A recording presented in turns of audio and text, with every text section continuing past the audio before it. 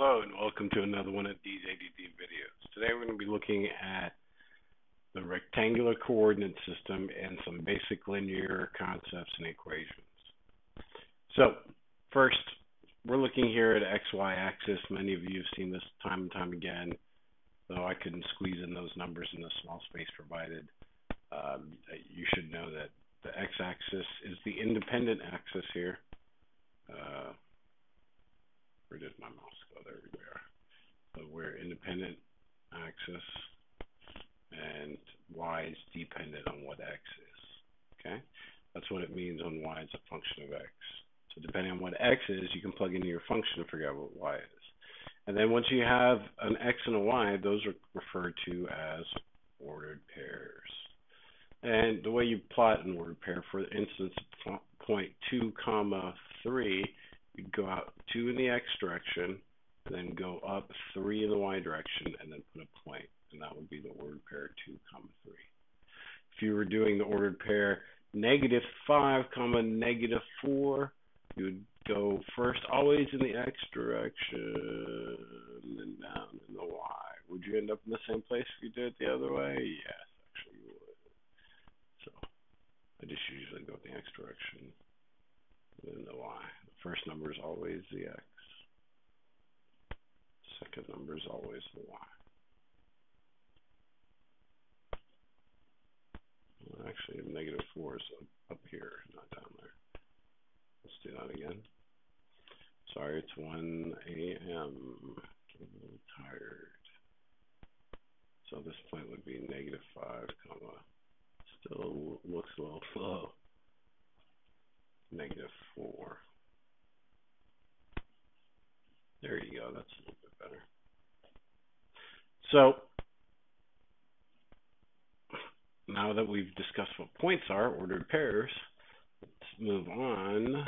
You plot where x, y meet. We just did that. Let's look at vertical lines.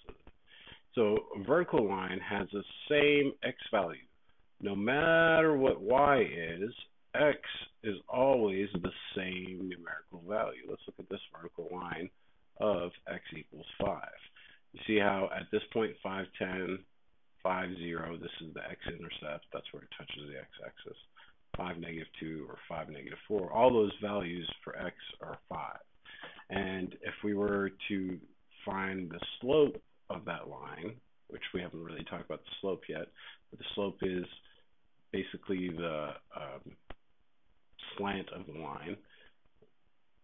You do the change in the y's over the change in the x's.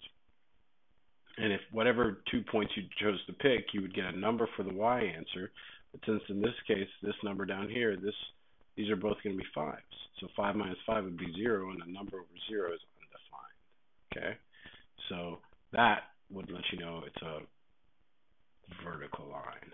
So if the question is, what is the equation of the vertical line that goes through the point 5, 10, you would just write down x equals 5, or 5, 0 would be x equals 5, because the value of the x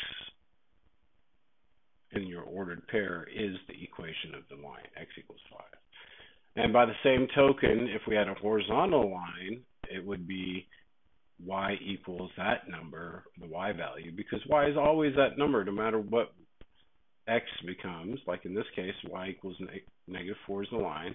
So we have one y value of that. The intercept is, y-intercept is 0, -4, and then this point again.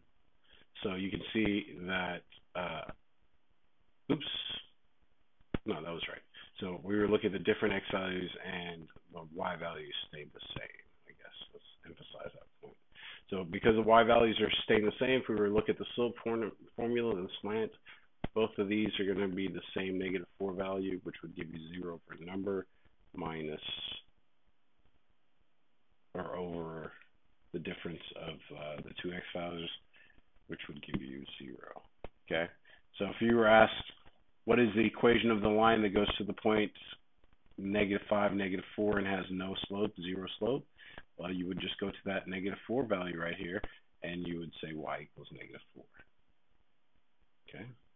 We'll revisit that concept later on when we do some example questions.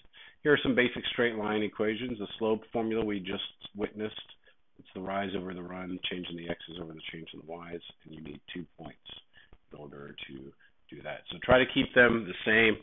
Don't mix match the x values. Then the next equation is the slope-intercept equation. This is usually what we're asked for our answers to be in. So if you're given the slope and the y-intercept, that's when you use that. And then here is the point slope equation, and that's usually my starting point when I deal with these. And you plug in for x1, y1 only, the x and the y's, and then you plug in your slope, m, okay? So those are the basic equations of a line, and just remember, quick little side note, parallel lines have the same slope, perpendicular lines have negative reciprocal slopes. So you flip the sign, you flip the fraction and change the sign. So this is the foundation for a lot of the graphing stuff that you're going to get started on, and then we'll get into more complex functions later. So go back through this video if you need to and take notes, and make sure you check out the example videos. I hope I've cleared up any confusion that you might have. Thank you. Oh, don't forget to practice, practice, practice. Thank you, and have a nice day.